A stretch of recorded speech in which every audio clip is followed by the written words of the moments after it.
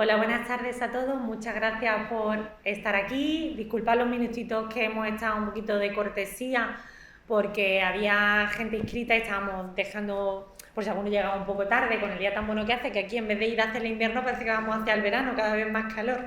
Bueno, gracias al MUPAN, como siempre, y a todo su equipo por la generosidad de acogernos en esta sala tan maravillosa, con esta ubicación envidiable.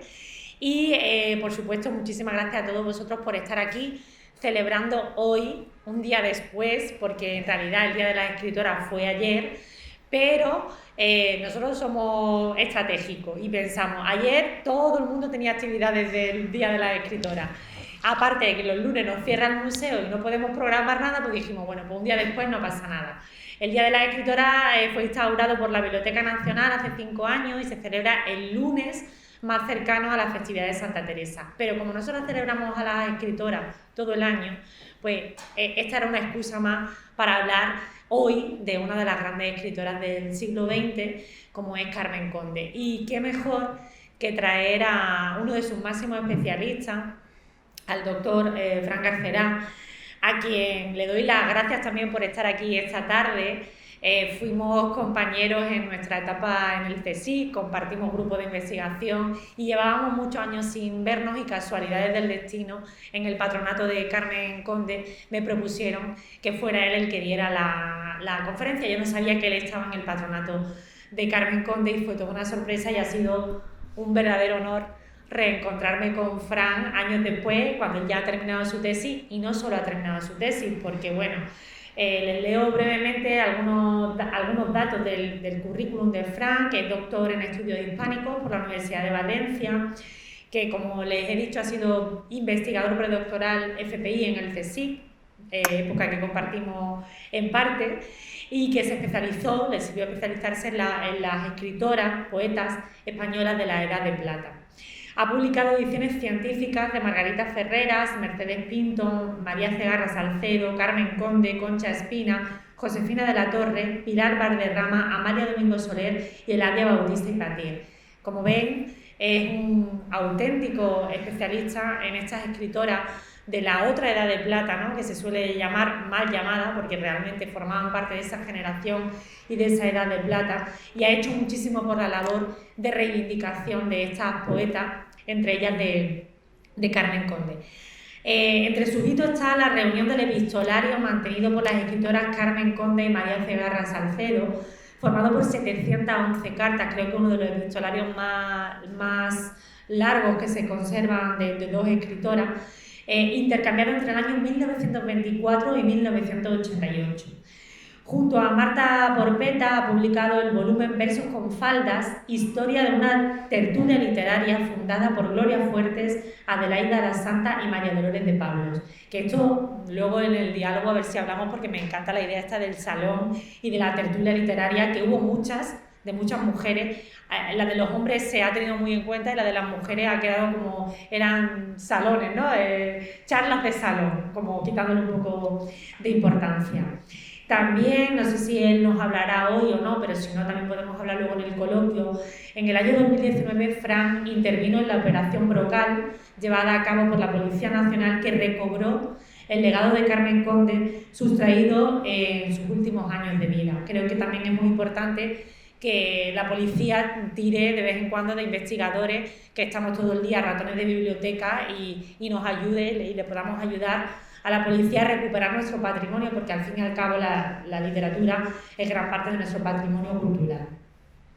También ha publicado con Cari Fernández, que también trabaja y es una de las máximas conocedoras del archivo de Carmen Conde, una trilogía documental que son Poemas a Amanda, Epistolario y Teatro, y que ha sido publicado este año en Torremolinos. Actualmente Fran trabaja en el patronato de Carmen Conde, no puede estar en mejores manos, y esta tarde viene a ilustrarnos con una charla, una conferencia titulada Carmen Conde, Historia de una vocación nunca truncada. Así que le cedo la palabra a él para que disfrutemos de los conocimientos y de la pasión que le pone a la figura de Carmen, y esta tarde nos vayamos sabiendo un poquito más de esta gran escritora, que además, he de decir, aunque Fran también lo nombrará, Fue muy amiga de Maripepa Estrada, la madre de Rafael Pérez Estrada, y también mantuvo correspondencia con el propio Rafael Pérez Estrada. Así que como ven aquí, todo está relacionado y seguro que vamos a aprender muchísimo. Bienvenido, Fran, y muchas gracias. Se me escucha bien, ¿verdad? Sí, ¿no? Bueno, Ana, muchas gracias por la presentación tan generosa. Estoy muy feliz de que me hayáis traído hoy aquí, de la invitación de la fundación que tan excelentemente diriges y que bueno, y que tantos logros está cosechando de tu mano y bueno, y a la de tu equipo. Y bueno, también muchas gracias al MUPAM, perdón.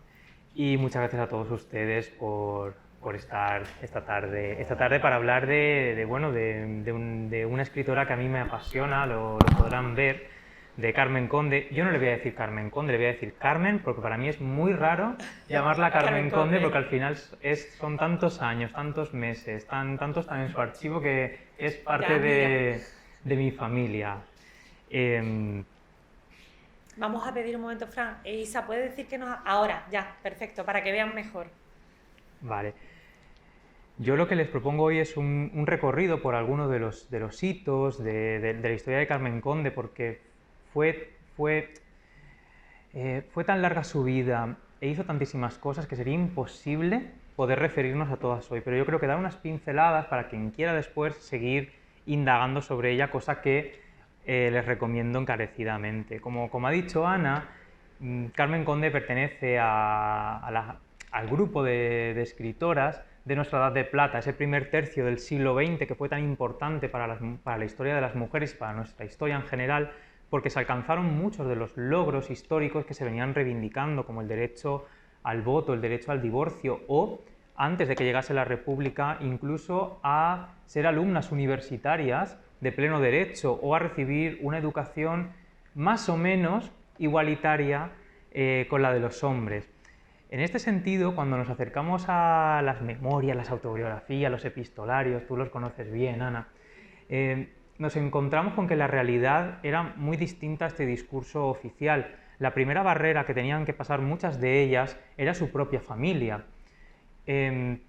Por ejemplo, quiero acordarme de Concha Méndez, sus memorias habladas, memorias armadas, cómo relata cuando de pequeña le preguntan a un amigo de la familia qué quería ser de mayor y ella dice que capitán de barco y le dice que se callase, que las niñas no son nada. No siempre fue así. Por ejemplo, Josefina de la Torre sí que recibió el apoyo de su familia. También es verdad que nació en una familia de intelectuales, los Millares, eso sí. Sus hermanos estudiaron en colegios reglados y en el extranjero, y sus hermanas y ella estudiaron en casa, había una diferencia. Notable. Concha Espina también recibió el apoyo de su familia. De hecho, en las memorias de la hija de Concha Espina sobre su madre, rememora cómo ésta le contaba que cuando era pequeña y no sabía escribir todavía, pero hacía ya versos oralmente, su madre en una libreta los apuntaba todos por escrito. Carmen Conde tuvo y no tuvo apoyo. Tuvo el apoyo de su padre, que quería que estudiase, pero no así su madre. Quería, pues que se dedicara a aprender los quehaceres domésticos que toda mujer debe aprender para llevar su casa, o eso es lo que les decían y lo que lamentablemente muchas veces siguen diciendo. Ella obviamente tuvo que aprenderlos, pero no le gustaban, y lo que pedía... Virginia Woolf hablaba de ese cuarto propio y Carmen Conde hablaba de una mesa y una silla para ella sola.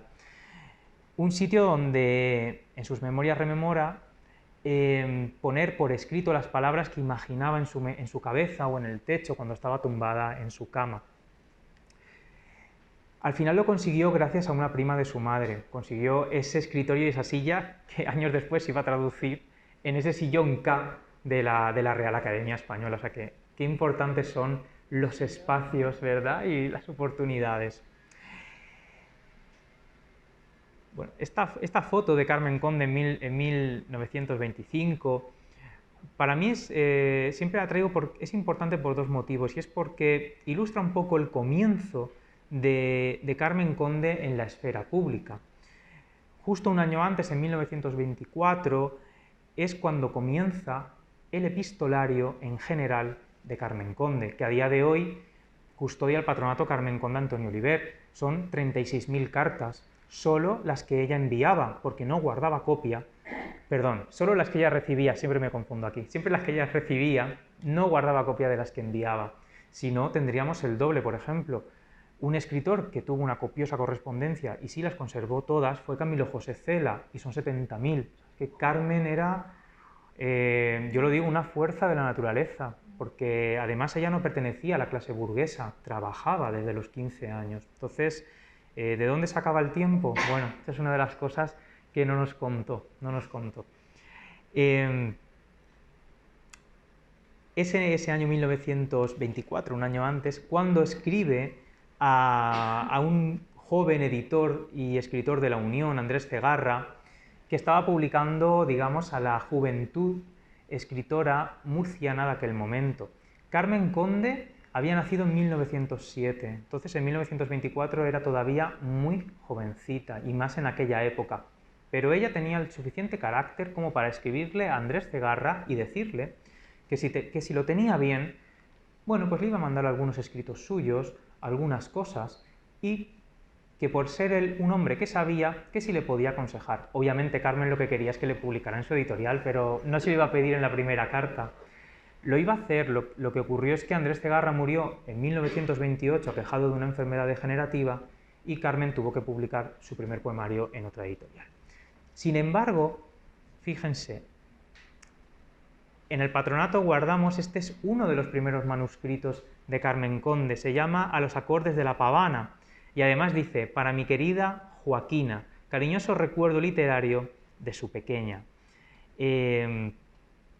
Está fechado el 20 de marzo de 1925, y lo curioso es que Carmen, bueno, además de esas 36.000 cartas, hasta el final de sus días conservó una biblioteca de 10.000 volúmenes, miles de recortes de prensa, miles de fotografías, decenas de obras de arte, cientos de ejemplares de las revistas más importantes de todo nuestro siglo XX, y aparte conservó cajas y cajas con todos sus manuscritos y las versiones de los manuscritos. O sea que eso es una maravilla, eso es una maravilla. Y además, muchos de estos textos, por ejemplo, los que están dedicados a Joaquina, era su primera amiga. Y Carmen le fue regalando estos manuscritos, y cuando Joaquina murió, la familia de Joaquina le devolvió a Carmen, pues, 50, 60 años después, estos manuscritos que ahora tenemos gracias a esto. Pero además es que Carmen volvía una y otra vez sobre sus escritos, muchas veces no para modificarlos, pero sí para hacerles anotaciones. Por ejemplo, aquí dice, a los acordes de la pavana, publicado en la revista Lecturas de Barcelona, obtuve el pago de 20 pesetas con las cuales puse luz eléctrica en mi casa, terraza del entonces 13 derecha y hoy 15 del, y no, eso lo siento, pero hoy 15 de la calle Martín Delgado de Cartagena. La quiso representar la Cofradía California en su compañía teatral y la dieron a leer a la actriz Ana de Muz, que la elogió. Vaya generosidad. Y está escrito en brocal, que era la casa de Carmen Conde Amanda Junquera en la Sierra de Navacerrada, el 27 de agosto del 77. A mí esto me fascina, porque si no fuera por estas anotaciones no tendríamos todos estos datos, o nos costaría un poquito más encontrarlos.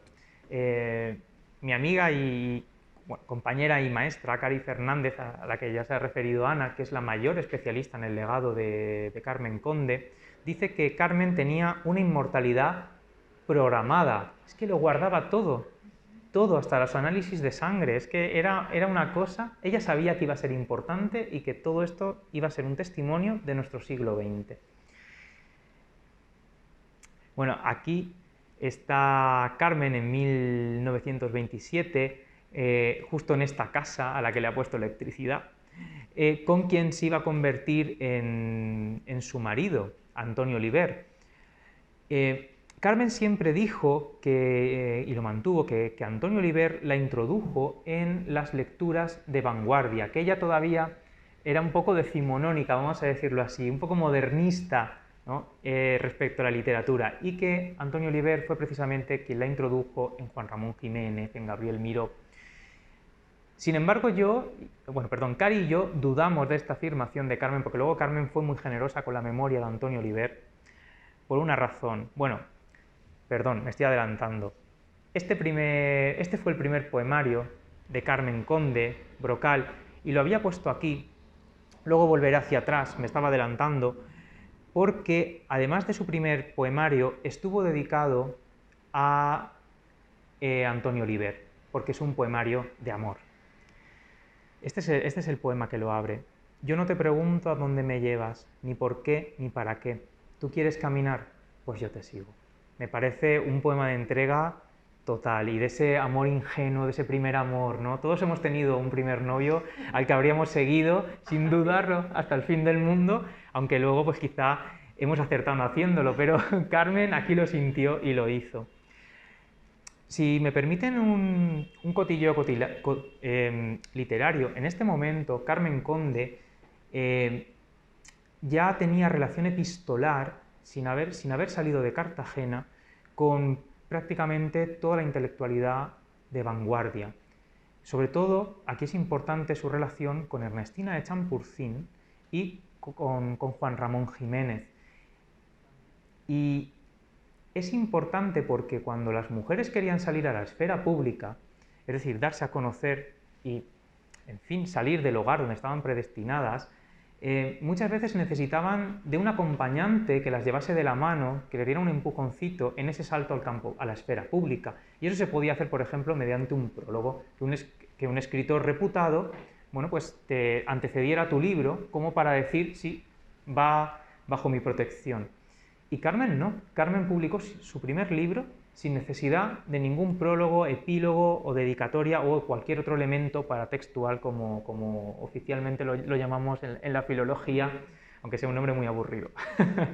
Fue Ernestina de Champurcín la que recuerda en sus memorias sobre Juan Ramón Jiménez La rosa y la ardilla, o La ardilla y la rosa, si ahora no recuerdo mal, que cuando Carmen Conde viaja por primera vez a Madrid en 1929, conoce a Gabriel Miró, a su hija Clemen, va a conocer a Juan Ramón Jiménez y Zenobia Camprubí abre la puerta y dice: pero Juan Ramón, si es una niña.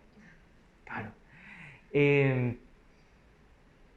Juan Ramón estaba impresionado por la poesía de Carmen Conde, ya la había publicado en algunas de sus revistas más importantes como Obra en Marcha o Ley, pero Carmen se hizo la loca y a su ofrecimiento de un prólogo, lo dejó pasar y no se lo cogió, porque ella decía que al ser un poemario de amor, solo debía estar ella como autora y Antonio Oliver como inspiración, pero que nadie más debía aparecer en el libro, cosa que es contradictoria porque el resto de autoras pedían prólogos a Juan Ramón. Yo aquí también creo que entró un poco en conflicto de intereses con Antonio Oliver, porque él había publicado su primer poemario en 1925, le había pedido un prólogo a Juan Ramón Jiménez y él no se lo había querido dar porque el poemario al parecer no le había gustado demasiado. Entonces yo creo que Carmen siempre tiene esa historia como más romántica, pero también está esta otra un poco más real. Ahora damos un pequeño paso hacia atrás y no sé si recuerdan la imagen de Carmen con sombrero en 1925, cuando decía que posteriormente Antonio Oliver la había introducido en las lecturas de vanguardia, cosa que no dudo, pero fíjense, en 1925 da una conferencia titulada Voluntad y la da en el Ateneo de Cartagena, el 1 de agosto de 1925. De hecho, ella pone aquí la fecha. Bueno, yo no conocía esta conferencia hasta hace muy poco y cuando la leí me quedé impresionado, por eso la he traído, porque creo que todos deberíamos conocerla, porque en 1925 Carmen se sube delante de un montón de gente en su ciudad natal a hablar de la voluntad de las mujeres o de la voluntad de la mujer con mayúscula. Y es impresionante porque habla de feminismo y hace una reivindicación de la necesidad de que la mujer estudie, que si se va a llegar a ese superhombre, ¿no? que se habla ella habla del hombre de la nación, ¿no? Estamos en fin, con esas corrientes de reconstruir la nación después de la pérdida de las colonias y todo, dice que necesitan a la mujer, que la mujer tiene que tener estudios y que se debe vencer su ignorancia. Me parece una cosa muy atrevida. Y también habla del compromiso social y la importancia que Carmen dio a lo largo de toda su vida a la pedagogía y la enseñanza. De hecho, en 1931, después de publicar ese poemario brocal, publica Por la Escuela Renovada. Ella había estudiado magisterio y, bueno, es impresionante porque habla de la educación de las niñas, habla de la importancia de poner nuevos elementos a la educación como es el uso del cinematógrafo, que en aquel momento, bueno, tenía mucho que ver con las misiones pedagógicas, pero es que, claro, Carmen Conde se casa en 1931 con Antonio Oliver y el regalo que ambos hicieron fue la Universidad Popular de Cartagena. Ya estábamos en nuestra Segunda República y Carmen y Antonio comenzaron este proceso de democratización de la educación y hacen un llamamiento a los obreros a través de la prensa, pero hacen también un llamamiento a las obreras. Obreras, hay una sección femenina en la Universidad Popular creada para que podáis aprender idiomas, español, francés, inglés, alemán y letras, nociones generales de ciencia y todo cuanto os pueda hacer más grata y humana la vida. Bueno, pueden continuar leyéndolo, pero Carmen Conde durante este primer año va a dar las clases de francés. En los años posteriores no dará clase y solo será en el último, en el 35-36, cuando dará clases de composición literaria. Esta fotografía es maravillosa, a mí me encanta, es Carmen Conde en la biblioteca de la Universidad Popular. Carmen Conde es esta chica que está aquí sentada. Cuando inauguran esta Universidad Popular de Cartagena, Antonio Oliver ocupó la vicepresidencia y Carmen Conde la secretaría. Y es muy importante porque Carmen impulsó la creación de una biblioteca infantil, la primera biblioteca infantil de la región de Murcia. Pero además, como secretaria, y como Carmen lo guardaba todo, conservó el libro de contabilidad de la Universidad Popular de Cartagena. Una de las preguntas que nos hacemos siempre, Cari y yo, cuando hablamos, bueno, yo se la hice a ella, cómo Carmen había conservado este archivo durante la Guerra Civil. Y es una de las pocas preguntas que no podemos responder porque no nos ha quedado evidencia. No sabemos, porque además ella estuvo en el frente, estuvo en Cartagena, estuvo en Murcia, estuvo en Valencia, luego se trasladó a Madrid. No podía llevarse todo esto. ¿Quién se lo guardó?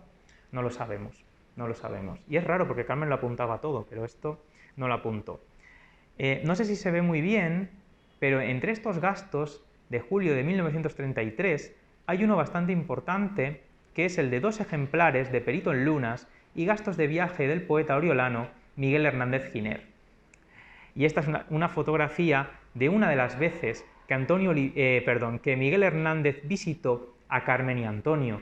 Y la verdad, a mí esto me da mucha rabia que los hernandianos no cuenten que fue gracias a Antonio Oliver y Carmen Conde que Miguel Hernández logró publicar Perito en Lunas, porque lo hizo en la editorial Sudeste, y ellos dos intercedieron. Y en el patronato se conservan algunas de las páginas manuscritas de este Perito en Lunas que Miguel Hernández les regaló, además con una dedicatoria, y es una delicia poder verlo. Estamos ante las redes de amistad, afecto y colaboración literaria de Carmen Conde, que muchas se ven por el epistolario, pero otras también se pueden ver por la Universidad Popular, porque ella era amiga de Miguel Hernández y lo llevó a hacer varias actividades. Conocía a María de Maeztu, la llevó, a Margarita Nelken, si no recuerdo ahora mal. Llevó a personalidades bastante importantes y sobre todo que no eran de Cartagena, para dar esas conferencias extraordinarias. Pero había también algunas conferencias ordinarias que daba gente, digamos, un poquito más cercana a Cartagena. Entre ellas, es bastante importante, bueno, para mí lo es, la conferencia que dio María Cegarra Salcedo, precisamente la hermana de Andrés Cegarra, el editor del que había hablado antes, y que a su muerte Carmen Conde cobijó y ayudó en la escritura, tanto como Andrés la había ayudado antes a ella. Y además, la charla que dio fue bastante llamativa porque era sobre ciencia y poesía, porque ella fue la primera mujer perito químico de España y bueno, la verdad es que tiene una voz poética muy característica.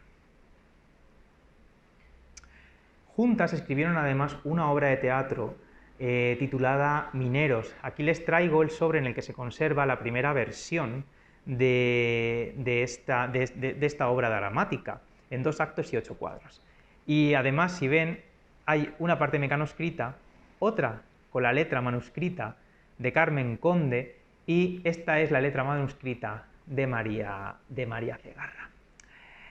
Este es el manuscrito de la dice tercera versión, pero cotejando las demás es la cuarta, y la que se rescató hace unos años, que se publicó porque permaneció inédita hasta 2018. Debo decir que Carmen y María tuvieron sus discrepancias respecto a esta obra, porque denuncia la situación de la minería en el pueblo de la Unión al que pertenecía María Cegarra, y llegó un momento que María no podía firmar esa obra, porque ella tenía un laboratorio, hacía análisis para las compañías mineras de alrededor, entonces era imposible para ella firmar un drama de estas características. Entonces Carmen coge la obra, le da un par de vueltecicas y en el 37 la termina. ¿Qué es lo que hace? El personaje principal se llama María. Hace de ese personaje de María lo que ella hubiera querido que María Cegarra fuera, una heroína social que salva a su pueblo de la pobreza de esa minería, que en decadencia, al final de lo que está salvando ese pueblo es de los grandes empresarios de la minería. Y de hecho el último cuadro de esta obra es los mineros tomando las minas y matando y los empresarios, don Eximio Potentado, matando a María Cegarra, porque ¿cómo iba a sobrevivir esa heroína social? No. En fin, la convierte, yo creo que sí, efectivamente. Posteriormente, Carmen publicaría este libro, Júbilos, y aquí sí que se va a valer de sus redes con escritoras y con artistas plásticas. De hecho, este libro se lo ilustra Nora Borges, que bueno, nosotros tenemos en común una gran amiga y compañera, Irene García, que es una gran especialista en Nora Borges. Esta ilustración es inédita, ha aparecido en otros, bueno, se ha enseñado en otros sitios, pero no se incluyó finalmente en el libro y la custodiamos en el patronato. Además, este libro, en Ediciones Sudeste, en la misma editorial en la que había publicado Miguel Hernández, está dedicado a la memoria, y esto es muy emotivo, de la hija que murió durante el parto de Carmen Conde, a María del Mar, y de hecho la dedicatoria dice a María del Mar que se fue a bordo de su nombre. Pero además se va a valer de otro elemento, y es un prólogo de Gabriela Mistral, que era, bueno, en ese momento era cónsul en España por su país, y Carmen la admiraba profundamente. De hecho, le había enviado un brocal que al parecer había ido rotando por el mundo y no la había alcanzado, y al final logra hacerse con ella, darle ese júbilos, conocerla en Madrid, y se ofrece a hacerle este prólogo, pero reconoce que no es un libro para niños, sino un libro sobre niños, porque son las memorias infantiles de Carmen Conde en sus años en Melilla. María Cegarra, un año después de la publicación de Júbilos, va a publicar este Cristales míos, y además les he traído dos poemas aquí, por si quieren leerlos, de esa poesía química de María Cegarra. ¿Por qué lo traigo aquí? Bueno, porque estas redes de amistad no siempre eran tan idílicas, a veces discutían entre ellas, y precisamente entre Carmen y María hubo una discusión por ese prólogo de Gabriela Mistral, que finalmente fue para Carmen. Pero aún así Carmen Conde logró que Gabriela Mistral quisiera prologar esta poesía química de María Cegarra, pero María dijo que no quedaba bien ya que dos autoras de la misma zona tuviesen la misma prologuista, y que si Gabriela Mistral le mandaba ese prólogo, ella se lo devolvería. Ojo, Carmen y María fueron muy amigas toda la vida. De hecho, durante la posguerra, María formó parte de Falange, y en el juicio sumarísimo contra Carmen Conde, ella testificó a su favor. O sea, siempre nos han vendido una historia de blancos y negros, y yo siempre digo que esta edad de plata, ese gris, nos permite ver cómo realmente la historia no es así, sino que tiene muchos matices y que muchas veces por encima de sus ideologías estaba la defensa de las personas que querían. Carmen Conde siempre se la conoce por la poesía, pero realmente fue una gran dramaturga, aunque solo publicó 14 de sus obras y en el patronato tenemos en torno a unas 60. Sí, últimamente se están... sí, y además impresionantes, impresionantes. Les he traído el ejemplo de algunas que se están rescatando últimamente, pues ese Mineros, Oída la vida, y ese teatro, así en mayúsculas, ese título genérico que escribió Carmen Conde junto a Amanda Junquera, quien se va a convertir desde 1936 en su compañera de vida. Yo les enseño estas ediciones por si quieren leerlas, yo no gano nada, O sea, si las compras yo no gano nada, es por vocación. También hay algunos de estos epistolarios de alguna de las mujeres que les he estado hablando, por ejemplo, el compartido con Ernestina de Champurcín, el compartido con María Cegarra, las cartas a Catherine Mansfield, que son unas cartas literarias preciosas, porque Carmen se las escribió a una persona que ya estaba fallecida y las publicó en el diario El Sol, es decir, una carta que está pensada para lo privado, pero escrita para lo público. Al final, Carmen Conde lo que hacía era explicarse a sí misma ante la sociedad de su época, y lo hacía ante una mujer que era el prototipo de mujer moderna, Catherine Mansfield. Una cosa interesante es que cuando decrece el epistolario con Ernestina de Champurcín en los años 30, empieza a crecer el epistolario con María Cegarra. Cuando decrece con María Cegarra es cuando publica cartas a Catherine Mansfield, y al año siguiente, en ese 36, es cuando va a conocer a Amanda Junquera, que era, yo lo digo, su interlocutora perfecta, porque era una persona sensible, una persona culta y que respondía a esas exigencias literarias y culturales que Carmen Conde pues quería. Aparte que se llevaron muy bien toda la vida, eso, bueno, en fin, para eso vivieron toda la vida juntas. En 1937 Carmen se traslada de Cartagena a Murcia, huyendo de los bombardeos, a la ciudad de Cartagena, que fue una de las ciudades más bombardeadas. Dicen de Guernica, pero Cartagena fue desolador, quedó prácticamente toda la ciudad arrasada por las bombas. Y ella pone a salvo a su madre en Murcia. Antonio Oliver se va al Frente Sur a ocuparse de la radio, ella hace algunos viajes para verle, pero finalmente se va a Valencia con Amanda Junquera, porque el marido de Amanda, Cayetano, que era catedrático de Historia, lo habían destinado a la Universidad de Valencia, que era la única que permanecía abierta. Allí va a escribir uno de los libros más significativos de nuestra historia literaria, y lo digo en mayúsculas y sin que me tiemble la voz, y de la propia producción de Carmen Conde, y se titula Mientras los hombres mueren. Es el único poema testimonial escrito detrás de las líneas de combate por una mujer, es decir, es el sufrimiento de la población civil que está siendo bombardeada en la ciudad de Valencia visto por una mujer. Obviamente estos poemas no se pudieron publicar hasta 1953 en Italia, además a cargo de una gran hispanista, Juana Granados. Hasta principios del siglo XXI no se publica esta edición de Jean Andrews, maravillosa, en inglés, pero no es hasta 2019, el día que yo leí la tesis, además se publicó, cuando llega el libro como tal a España. Se había incluido en la poesía completa de Carmen Conde en el 66 y también en la de 2007, pero como libro independiente no es hasta 2019 cuando lo tenemos para nosotros. Y fíjense, iba el niño por entre los 4 riachuelos de 4 esquinas frías, llevaba en las manos mojadas de naranja un caballo de cartón azul.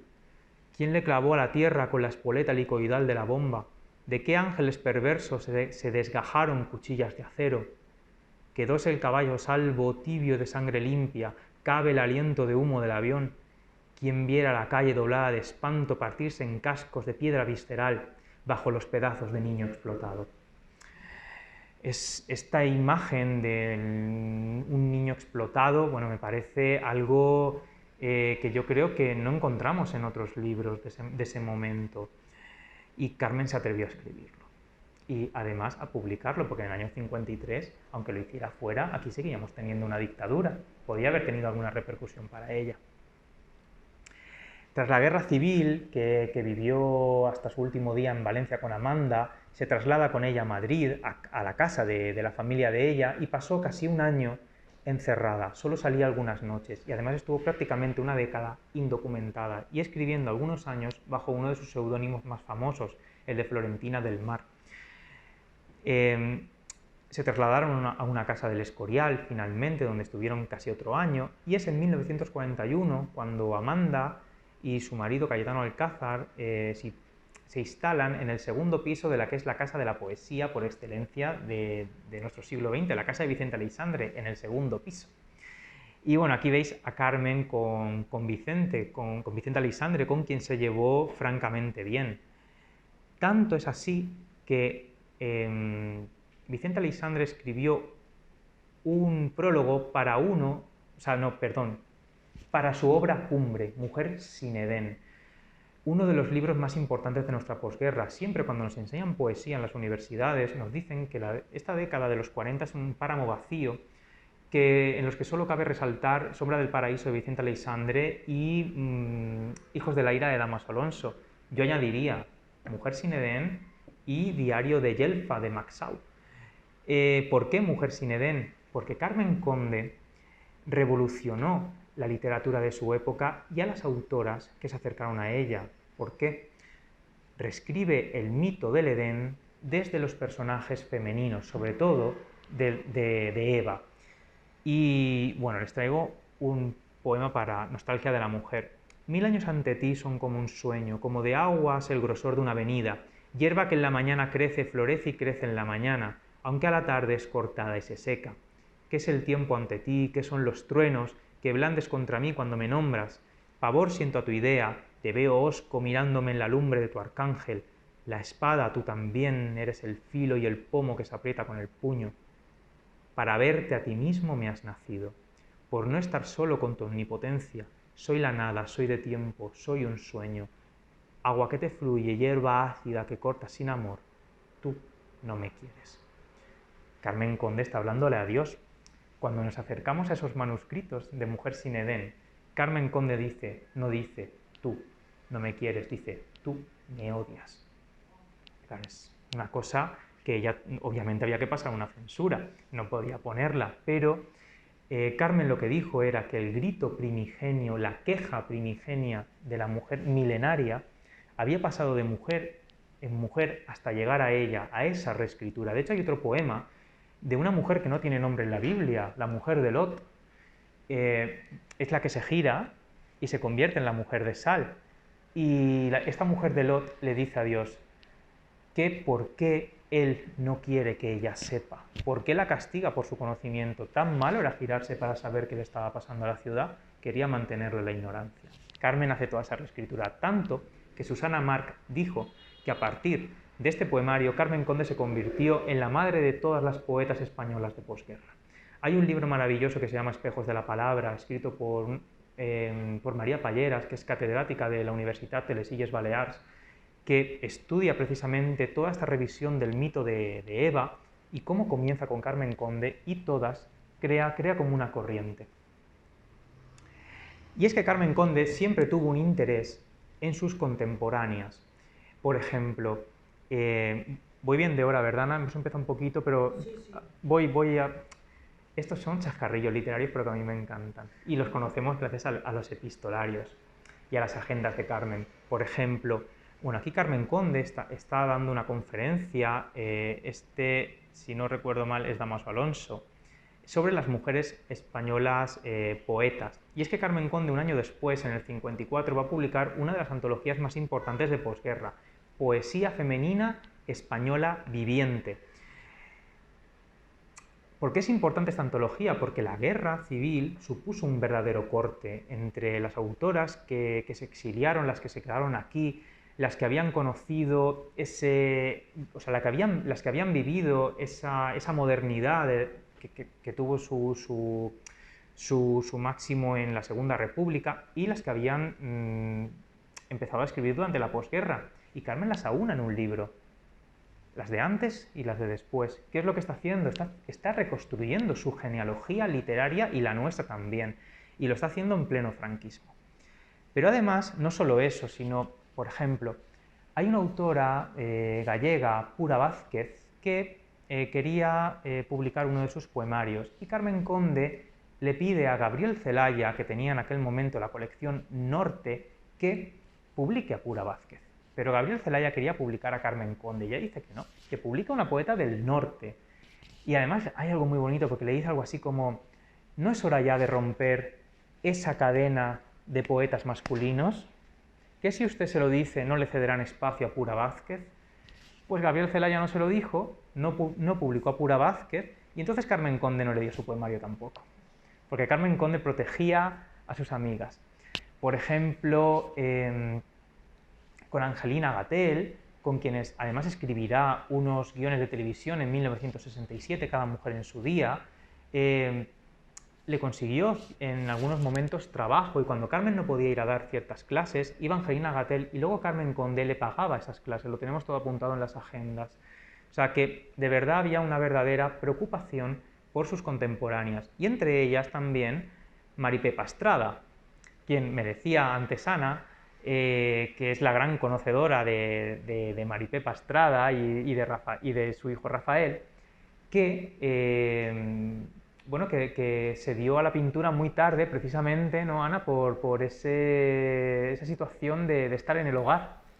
Sí, ella hasta que no murió su marido no empezó a pintar, porque además no la consideraban pintora, y tenía, bueno, las que son de Málaga lo sabrán, tenía una tienda de moda, de costura, en la calle Larios, y tenía colgados los cuadros que iba pintando por distraerse en la tienda. Y fue Josefina Carabias, creo que la periodista, y Carmen Conde las que cuando vieron estas pinturas la animaron a ella muy fervientemente a hacer una exposición, y su primera exposición tuvo que ser en Portugal, un poco alejándose, y luego ya el éxito fue tal que en Málaga tuvimos varias, en Madrid, Bruselas, pero fue gracias a esa red de apoyo mutuo de las mujeres coetáneas las que la alentaron a pintar, sí, y a exponer. Efectivamente, y en el patronato tenemos unas pocas cartas de Maripé Pastrada, precisamente las que relata un poco: Carmen, te envío esta foto de estos cuadros míos, sé que estás interesada en que se organice una exposición mía en Madrid, si no recuerdo la mal. En fin, son varias las cartas donde vemos un poco esa labor de difusión de Carmen Conde. Y bueno, y gracias a esta conservación de los archivos y la colaboración entre entidades, pues vosotros teníais 2 cartas de Carmen Conde a Rafael Estrada, si no recuerdo. Sí, en el legado de la fundación, que está en el archivo municipal, está expuesta una de las cartas que tenemos de Carmen Conde a Rafael Pérez Estrada. O sea que de madre a hijo pasó esa amistad, y sabemos que se leían mutuamente, y que Carmen le acusa recibo de haber recibido alguno de los libros de Rafael. Sí, está expuesta en el legado de Rafael Pérez Estrada. Si se dan cuenta, ellas trabajaban en red, y ahora los que trabajamos en red somos nosotros. No hay otra. No hay otra. Bueno, años después, Carmen va a lograr otro de los grandes hitos de nuestra historia, que es ser la primera mujer en obtener el Premio Nacional de Poesía en 1966, precisamente por la primera vez que reunió su obra poética. Lo logró en el 67, y posteriormente va a alcanzar otro de los grandes hitos, porque en 1978 fue elegida la primera académica de número de la Real Academia Española, donde ingresó un año después, en 1979, y además todos vamos a poder ser partícipes de ese momento, porque hay un vídeo conservado de esa entrada en la academia que vamos a poner ahora, a ver el volumen qué tal.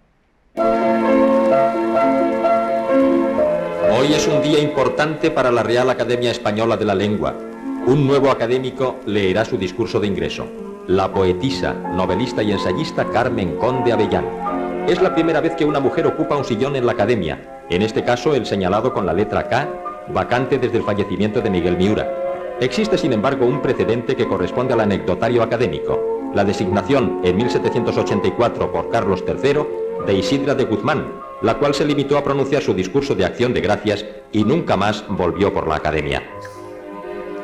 Ilustres personalidades del mundo de las letras y las ciencias asisten al solemne acto que seguidamente presidirán sus majestades los reyes, junto con el titular de la Real Academia, Dámaso Alonso, el presidente de la Conferencia Episcopal y arzobispo de Madrid, cardenal Enrique Itarancón, el secretario perpetuo de la Real Academia, Alonso Zamora Vicente, y el escritor y académico José María Pemán. Los académicos señores Terán y Torrente Ballester se servirán a acudir a recoger a doña Carmen Conde para acompañarla al salón de sesiones. Al hacer su entrada a la nueva académica, en todos se halla presente el recuerdo de tantas mujeres que han aportado lo mejor de sí mismas a las letras españolas. Pero guardemos silencio y oigamos unos fragmentos del discurso de Carmen Conde. Majestades, señores académicos, mis primeras palabras son de agradecimiento a vuestra generosidad al elegirme para un puesto que secularmente no se concedía a ninguna de nuestras grandes escritoras ya desaparecidas. Permitid que también manifieste mi homenaje de admiración y respeto a sus obras.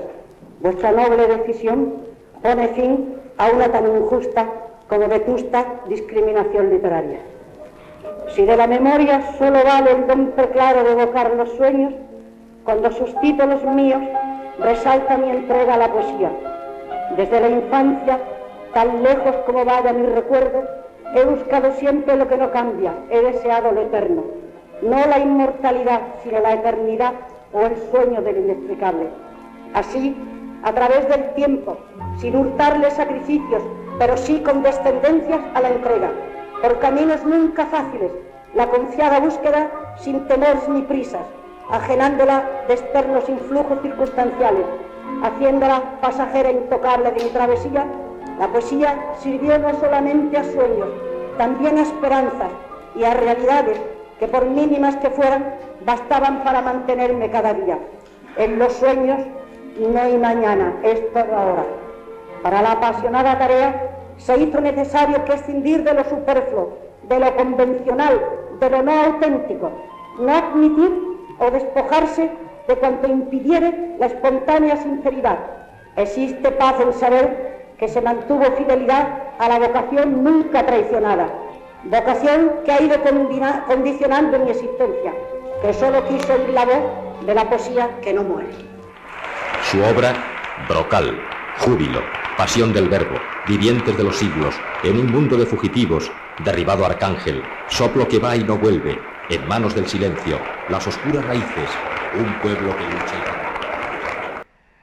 Bueno, el audio es el que se ha conservado, que sé que no es el mejor, pero me parece importante dar a conocer este vídeo porque todos podemos asistir a ese momento tan importante, todos y todas.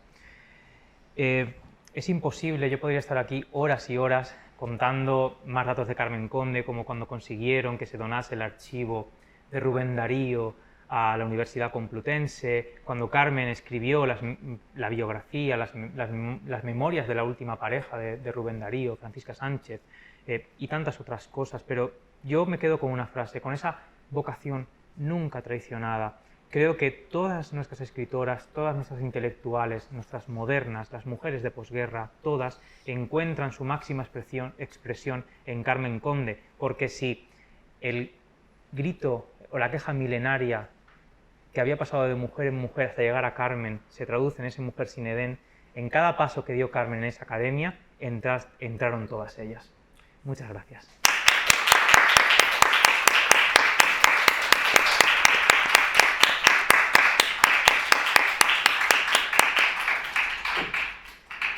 Bueno, yo creo que ha sido una conferencia deliciosa, que la hemos disfrutado todos, nos has tenido a todos embelesados escuchándote y conociendo un poco mejor esa trayectoria que también conoce y que también nos ha resumido.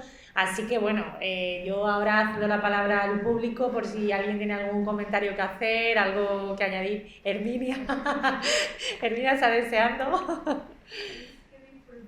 Ya te he visto, lo he supuesto, que con lo que te gusta y lo que tú también sabes y conoces, tienes que hacer un buen tándem con con Sí. Fran porque hay mucho que rescatar ahí, ¿eh? Pues bueno, es que me pareció bueno, una charla excepcional, Muchas maravillosa, gracias. muchísimas gracias, Fran. Y sobre todo el audio que ha sido emocionantísimo, es que yo no sabía que existía. A mí me ha encantado la parte en la que se ve ella cerrando el coche, o sea, digo, qué significativo, ¿no? Que una mujer se baje de su coche y cierre Sí. su coche, o sea, es Sí, significativo. y además los coches tenían nombre y esa casa era la casa de Vicente Aleixandre y esa señora tan mayor que aparecía al lado de ella era Amanda Junquera. Ah, qué bueno. No, Sí, claro, es que... emocionante, emocionantísimo, porque había leído el discurso de ingreso, por supuesto, pero no accesible, pero el oírlo de su voz y bueno, con esa... ¿Eran Sacha Caira que estaba también en la...? Es Sí. que claro, ella fue Bueno, la sí, protagonista, ¿no? estaban... O sea, entre la que estaba la elección de Sí. ese sillón, que yo me pregunto muchas veces por qué esa cara, ¿cuántas palabras hay en castellano? Eso le dedicaron un sillón cascarilla, que hay quises, ganando, que hay kilogramos, hay muy pocas palabras.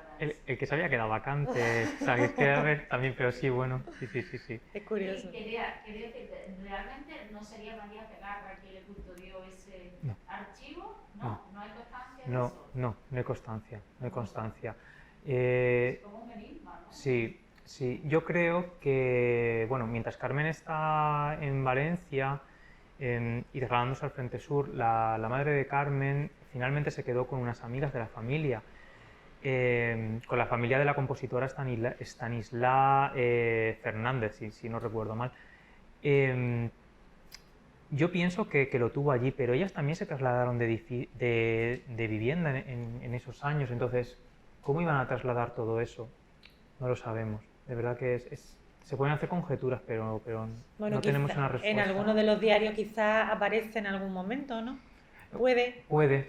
Bueno, si Cari no la ha encontrado ya. Si Cari no lo ha encontrado ya, Es difícil. pero bueno, quizá algún día en toda esa documentación que se ha vendido de Carmen Conde y que alguien debe tener en su casa, quizá alguno de esos coleccionistas nos done alguna de esas agendas que nos faltan y ahí está escrito donde... ¿Llegó entonces a venderse?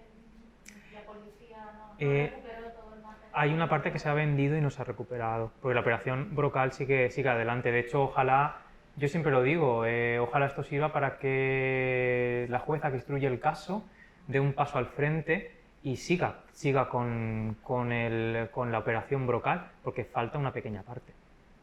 Tampoco sería tanta la gente en su entorno, ¿no? Como para Pues... seguir pistas, ¿no?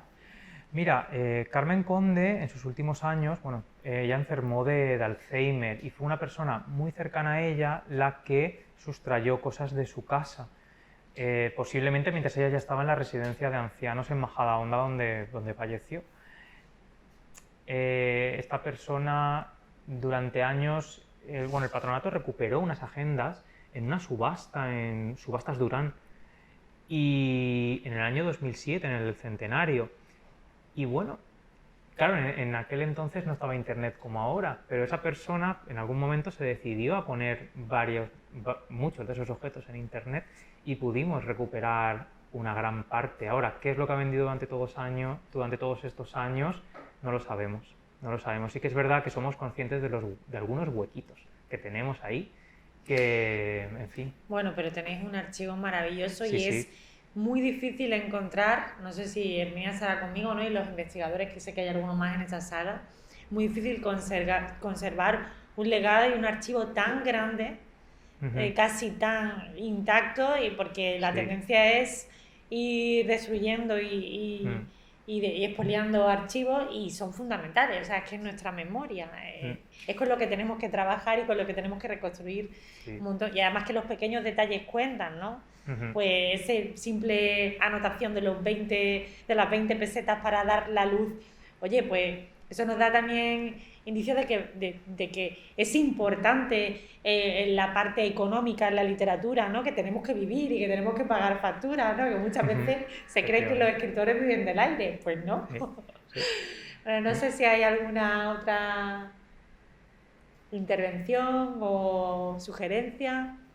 Yo les sugiero que lean los muchísimos textos que ha recuperado Fran. Creo que el mejor homenaje que hacemos a los escritores y a las escritoras que ya no están es leerlos, a las que estaban olvidadas, como es el caso de muchos de los textos de Carmen Conde, es reeditarlos y poder ponerlos a disposición en la actualidad de los lectores, y creo que es el mejor homenaje que le podemos hacer, porque además este año son el 25 aniversario de la muerte, ¿no?, de Carmen Conde. Sí. O sea, celebramos también el 25 aniversario de la muerte, y creo que debemos hacer actos como este y otros mucho más grandes. ¿Tiene una pregunta? No, sí, yo ya estaba, lo digo ahora. Yo creo que lo apoyo decir, pero bueno, a lo que mi pregunta es, Carmen Conde, ¿dónde nació? ¿Ella era de Málaga? No, de Cartagena. De Cartagena. Sí, viste mucho, bueno, que ponía Cartagena. Sí, era de Cartagena y falleció en Majadahonda. Y vivió en Melilla, ¿no? Sí, efectivamente. Ella nació en 1907 en Cartagena, y de 1914 a 1920 se trasladó con su familia por los negocios de su padre a Melilla, que es de ahí de donde salen sus memorias de júbilos del libro que he comentado, y ya posteriormente a Cartagena. Y después ya fue a Majadahonda. A Majadahonda. Sí, bueno, a Madrid, y esos últimos años a la residencia de Majadahonda, sí. Pero bueno, Carmen viajó por todo el mundo, tiene las llaves de algunas ciudades americanas como la de Miami, tiene un reconocimiento de la Navy, ¿no?, de la Marina del estado de Nebraska. Bueno, es que son tantísimos los reconocimientos que tiene, que es apabullante. Y además el archivo museo se puede visitar, ¿no? Sí, y ahí está todo expuesto. Y está todo expuesto, y tenemos que hacer una excursión, ¿no, Herminia? Sí. Sí. Agosto no se puede hacer nada.